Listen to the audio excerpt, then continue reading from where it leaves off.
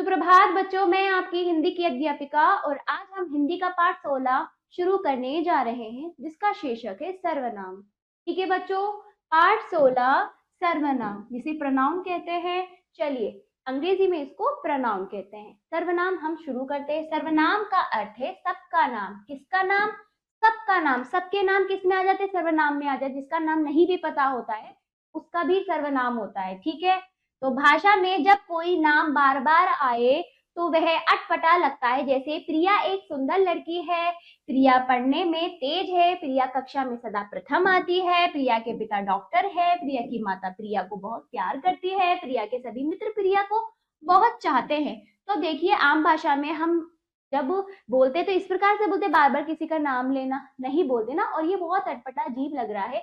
इस अनुच्छेद को इस प्रकार भी लिखा जा सकता है। प्रिया एक सुंदर लड़की है, वह पढ़ने में तेज है, वह कक्षा में सदा प्रथम आती है, उसके पिता डॉक्टर है, उसकी माता उसे बहुत प्यार करती है, उसके सभी मित्र उसे बहुत चाहते हैं। तो ये वाला हमें अच्छा लग रहा है। देखिए, फिर आगे हम देखते हैं। पहले की अपेक्षा दूसरा अनुच्छेद पढ़ने में अच्छा और स्पष्ट लग रहा है, जिसमें प्रिया का नाम एक बार ही आया और आगे उसके नाम के स्थान पर वह, उसके, उसकी, उसे आदि शब्द आए हैं। संज्ञा के स्थान पर प्रयोग किए जाने वाले शब्दों को सर्वनाम कहते हैं। तो ये जो वह, उसके, उसकी, उसे, ये जो शब्द है ना, जो नाम को हटाकर जो ये शब्द प्रयोग किए गए हैं, किसी नाम को हम बार बार नहीं ले सकते, तो वही हमारे सर्वनाम है। संज्ञा हमारे नाम है और सर्वनाम जो संज्ञा की जगह प्रयोग किए गए हैं अनुच्छेद में, जैसे वह, उसके, उसकी, उसे, ये जो शब्द है ये हमारे सर्वनाम है। चलिए, अब सर्वनाम के भेद देखिए। सर्वनाम भी कई प्रकार के होते हैं बच्चों। पहला है, सर्वनाम के 6 भेद है। नंबर एक, पुरुषवाचक सर्वनाम। दूसरा, निश्चयवाचक सर्वनाम, अनिश्चयवाचक सर्वनाम, संबंधवाचक सर्वनाम, प्रश्नवाचक सर्वनाम, निजवाचक सर्वनाम। 6 प्रकार के सर्वनाम हिंदी में हैं आपके इस पाठ में। चलिए, पहला देखिए, पुरुषवाचक सर्वनाम। जो सर्वनाम शब्द वक्ता अपने लिए, सुनने वाले के लिए और अन्य के लिए प्रयोग करता है उन्हें क्या कहते हैं? उन्हें पुरुषवाचक सर्वनाम कहते हैं। अपने लिए, सामने वाला, सुनने वाला, और जो तीसरा है उसके लिए, जिसके बारे में बात की जा रही है उसके लिए प्रयोग करता है ना, प्रयोग हम करते हैं। चलिए, जैसे कि मैं पढ़ रही हूँ, पुरुषवाचक सर्वनाम के वजह से मैं पढ़ रही हूँ, तो मैं अपने लिए मैं, फिर तुम, फिर किसी और के लिए वो, वह, ये सारे कौन से होते हैं? पुरुषवाचक सर्वनाम होते हैं, जिसमें कि पुरुषवाचक सर्वनाम के भेद जो होते हैं, नंबर 1 उत्तम पुरुषवाचक सर्वनाम, नंबर 2 मध्यम पुरुषवाचक सर्वनाम, नंबर 3 अन्य पुरुषवाचक सर्वनाम। जैसे आगे हम इसको और स्पष्ट रूप से देखते हैं। उत्तम पुरुषवाचक सर्वनाम, बोलने वाला अपने नाम के स्थान पर जिन शब्दों का प्रयोग करता है उन्हें उत्तम पुरुषवाचक सर्वनाम कहते हैं। यानी कि अपने लिए जो शब्द प्रयोग करता है, जैसे मैं स्कूल जाता हूँ, मेरा खाना तैयार है, हम आज घूमने जाएंगे, है ना। ये हमारा क्या हुआ? बहुवचन। बहुत सारे लोगों के लिए हम का प्रयोग कर लेते हैं। ऊपर दिए गए शब्दों में मैं, मेरा, हम उत्तम पुरुष सर्वनाम है। ठीक है, मैं, मेरा, हम जो है बहुवचन के लिए प्रयोग होता है, जहां बहुत सारे लोग अपनी बात करते हैं, है ना। उत्तम पुरुष सर्वनाम के अंतर्गत मैं, मेरा, हम, हमारा, हमें, मुझे, मुझको आदि शब्द शामिल होते हैं। यानी कि इसमें क्या होता है, या हम अपनों की बात करते हैं जो हमारे साथ हैं, या तो मैं अपनी बात करूंगी, या जो मेरे साथ जितने भी लोग हैं जिन्हें मैं जानती हूँ मैं उनकी बात करती हूँ। हम, हमें, हमारा, मुझको, मुझे, यहाँ पर सिर्फ अपनी बात होती है। अपनी और हम हमारे लोगों की बात होती है ना। ये होता है उत्तम पुरुषवाचक। तो इसको ऐसा समझिए कि हम अपने आप को सबसे उत्तम रखते हैं, तो उत्तम पुरुषवाचक ये वाली बात होगी, हम, मैं, मुझे, ये सब। ठीक है। दूसरा, मध्यम पुरुषवाचक सर्वनाम। ऐसे सर्वनाम शब्द जिनका प्रयोग सुनने वाले के लिए किया जाता है वे मध्यम पुरुषवाचक सर्वनाम कहलाते हैं। यानी कि हमारी बात जो सुन रहा है सामने वाले के लिए, उसके लिए मध्यम पुरुषवाचक। ठीक है, जैसे उदाहरण देखिए, तुम स्कूल के लिए तैयार हो जाओ, तुम्हारा खाना तैयार हो गया, आपका काम अब आसान हो जाएगा। तो हम सामने वाले को अपनी बात बोल रहे हो, सामने वाला जो सुन रहा है उसके लिए हमने तुम, तुम्हारा, आपका प्रयोग किया। ऐसे शब्दों को हम दूसरे के सामने, अपने सामने वाला जो हमारी बात सुन रहा है उसके लिए हम मध्यम पुरुषवाचक सर्वनाम प्रयोग करते हैं। ऊपर दिए गए शब्द तुम, तुम्हारा, आपका मध्यम पुरुषवाचक सर्वनाम है। मध्यम पुरुषवाचक सर्वनाम के अंतर्गत तू, तेरा, तुम, तुम्हारा, आप, आपका, आपको, तुझको आदि शब्द शामिल होते हैं। यानी उत्तम में सबसे पहले हम होते हैं, मध्यम में हमारे सामने जो खड़ा है, जो हमारी बात सुन रहा है, वो मध्यम में आ जाता है ना। ये शब्द हमारे मध्यम पुरुषवाचक सर्वनाम। ठीक है, तो इस तरह से देखिए पुरुषवाचक सर्वनाम में 3 भेद होते हैं। अब तीसरा भेद देखिए अन्य पुरुषवाचक सर्वनाम। ऐसे सर्वनाम शब्द जिनका प्रयोग जिसके बारे में बात करते या लिखते हैं के लिए किया जाता है, वे अन्य पुरुषवाचक सर्वनाम कहलाते हैं। जैसे देखिए, वह बाजार गया, वे कल जाएंगे, उनका स्कूटर खराब हो गया। मैं यानी उत्तम, मध्यम यानी मेरे सामने वाले से क्या बात कर रही हूँ, किसी तीसरे की बात कर रही हूँ। तो तीसरे की बात करने के लिए जो शब्द प्रयोग किया गया वह एक वचन के लिए, यानी वह बाजार गया, एक व्यक्ति बाजार गया, उसकी बात कर रहे हैं। वह बाजार गया जो अभी मेरे सामने नहीं है, हम उसकी बात कर रहे हैं। फिर वे कल जाएंगे, यानी बहुवचन जो होता है, वे जो बहुवचन होता है, जो किसी और की बात करे जो यहाँ नहीं है, मैं किसी और की बात करूँ। वे कल जाएंगे, उनका स्कूटर खराब हो गया, है ना।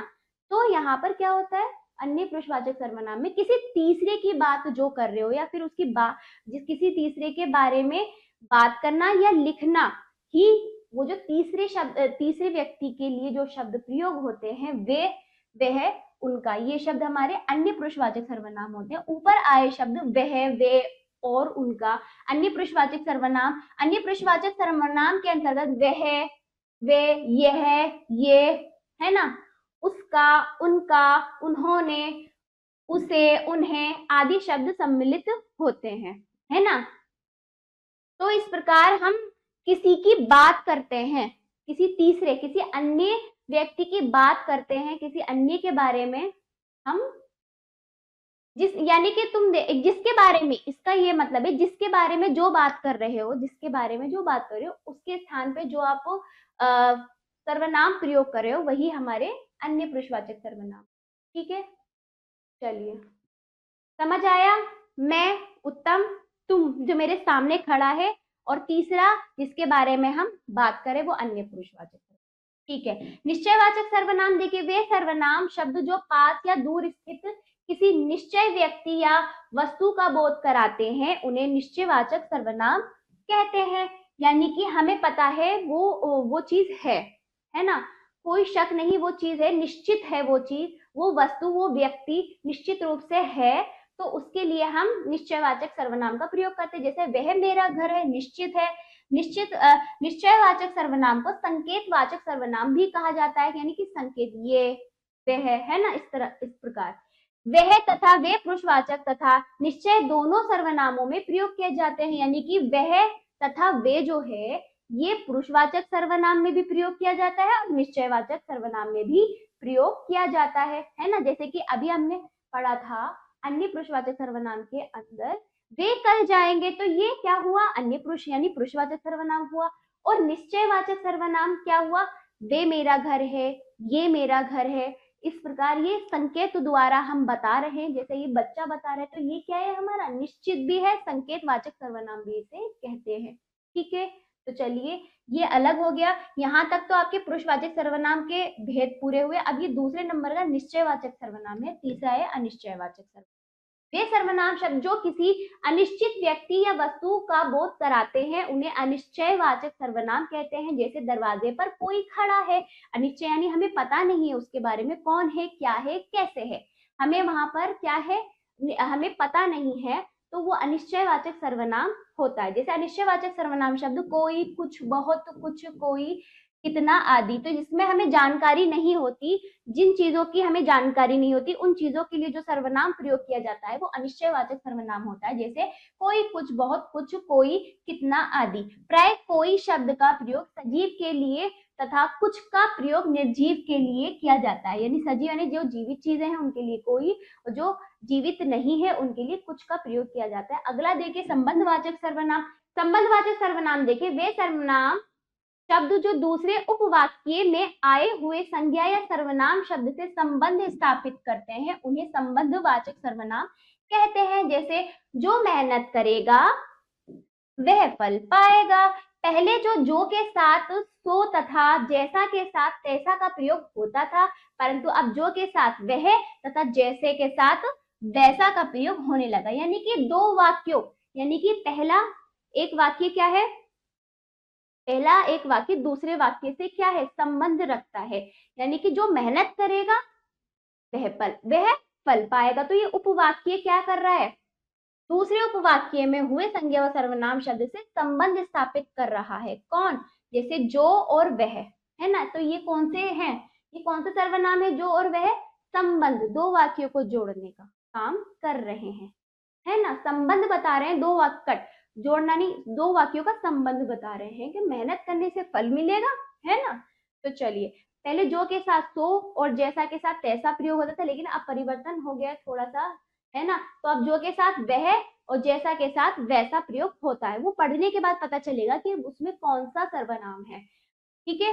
वाक्य के आपको अर्थ से स्पष्ट हो जाएगा। प्रश्नवाचक सर्वनाम, जो सर्वनाम प्रश्न पूछने के लिए प्रयुक्त किए जाते हैं उन्हें प्रश्नवाचक सर्वनाम कहते हैं। जैसे यह गिलास किसने तोड़ा, यानी कि जिसमें प्रश्न करने हैं वो शब्द हमारे, जैसे कौन शब्द का प्रयोग व्यक्ति के लिए होता है तथा क्या शब्द का प्रयोग वस्तु के लिए होता है ना। वस्तु यानी जिसमें जीवन नहीं होता, वस्तुओं के लिए क्या का होता है, और जो व्यक्ति होता है उसके लिए कौन का होता है। यानी प्रश्नवाचक सर्वनाम, जिसमें हम प्रश्नवाचक प्रश्न करने के लिए जिन शब्दों का प्रयोग कर रहे हैं वही हमारे प्रश्नवाचक सर्वनाम होते हैं।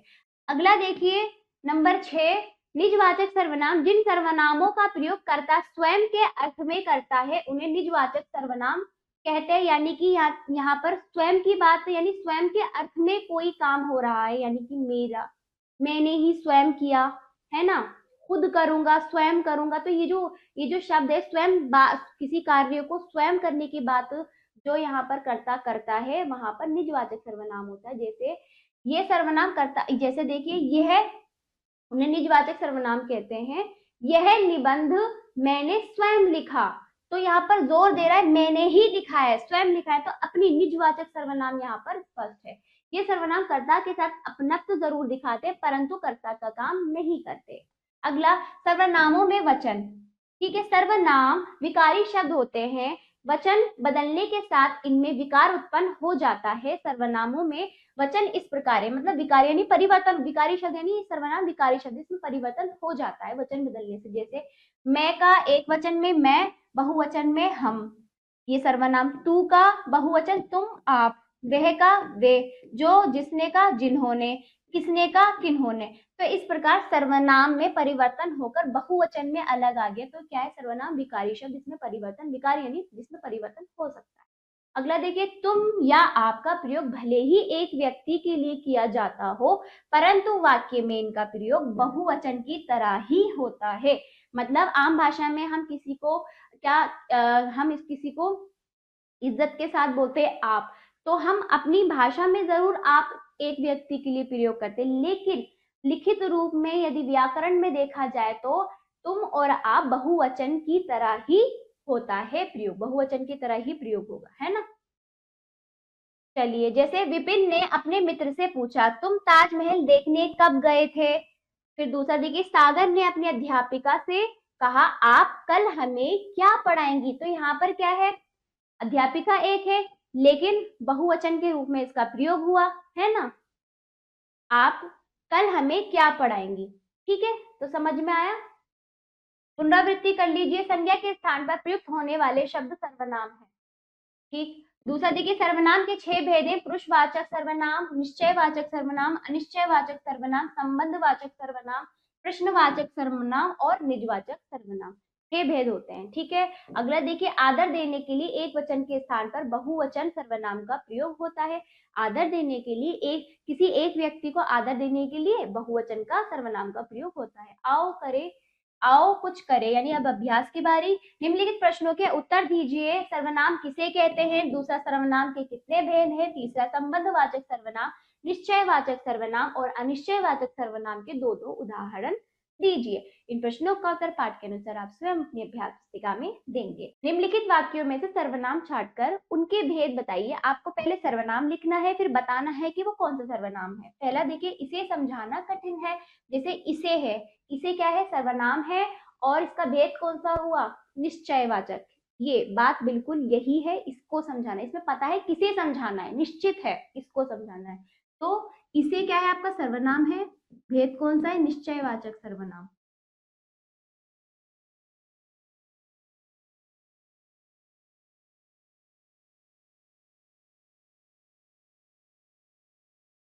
ठीक। अगला देखिए, जो बोओगे सो काटोगे। तो जो और सो जो है आपके सर्वनाम है।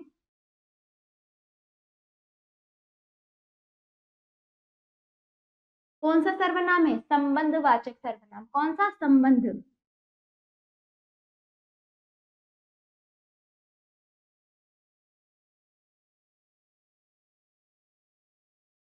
ठीक है, बाकी आप स्वयं करेंगे। ठीक है बच्चों, चलिए अगला देखिए, निम्नलिखित रिक्त स्थानों में उचित सर्वनाम भरिए। तो आपको इसमें उचित सर्वनाम भरना है। जैसे तुम हटो, मैं डैश ही फोन कर लूंगा, यानी स्वयं ही। मैं स्वयं ही फोन कर लूंगा, तो यहाँ पर आएगा निजवाचक का स्वयं। ठीक है, अगला देखिए, जिसे चाहिए डैश दे दो। जिसे चाहिए उसे दे दो।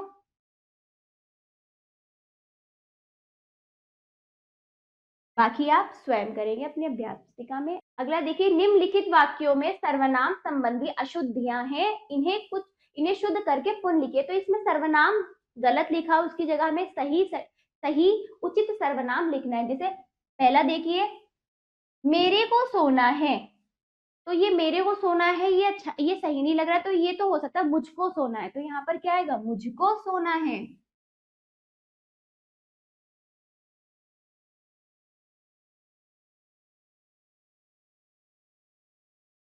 सही करके लिखना था।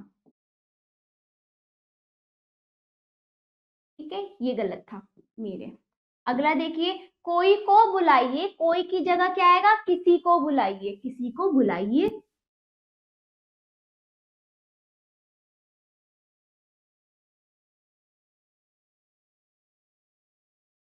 इस तरह से आपको सही करके किसी को बुलाइए। ठीक, चलिए बाकी आप स्वयं करेंगे। ठीक, बाकी अभ्यास आप स्वयं करेंगे अपनी अभ्यास पुस्तिका में। अगला देखिए, बहुविकल्पीय प्रश्न। पहला, कौन, क्या, किसने और किसे कौन से सर्वनाम है? प्रश्नवाचक है। दूसरा देखिए, जो सर्वनाम बोलने वाले, सुनने वाले और किसी अन्य व्यक्ति या वस्तु का बोध कराते हैं उन्हें क्या कहते हैं? क्या कहते हैं? पुरुषवाचक। इसमें उत्तम, मध्यम व अन्य पुरुषवाचक सर्वनाम होते हैं। बोलने वाला, सुनने वाला व अन्य की बात जो की जाती है। चलिए, तो ये पाठ यहीं पर समाप्त होता है। आशा करती हूँ ये पाठ आपको अच्छे से समझ आया होगा। इसका अभ्यास कार्य आप जरूर कीजिएगा। और अब हम मिलते हैं अगले पाठ पर। धन्यवाद।